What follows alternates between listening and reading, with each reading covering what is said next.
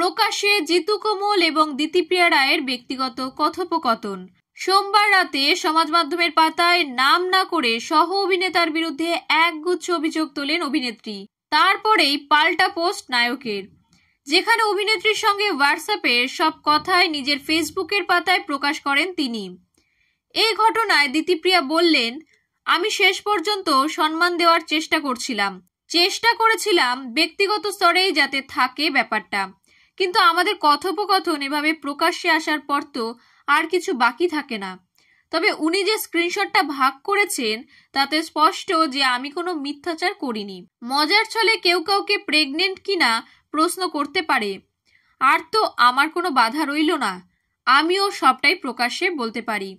সোমবার রাতে অভিনেত্রীর পোস্টের পর থেকে বিভিন্ন মাধ্যমে জিতু বলেছেন বাচ্চাদের মতো কাজ করেছে ওর কম বয়স, তবে এই কাজ একা করেনি, ওকে ইন্ধন যোগানো হয়েছে।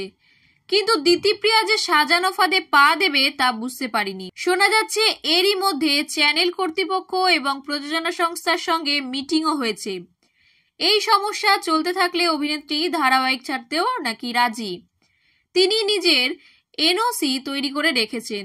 সূত্র বলছে প্রযোজনা সংস্থার তরফে ইতিমধ্যেই সিদ্ধান্ত জানানো হয়েছে, আগামী 7 দিনের মধ্যে চিরদিনই তুমি যে আমার ধারাবাহিকটি বন্ধ করে দেওয়া হবে।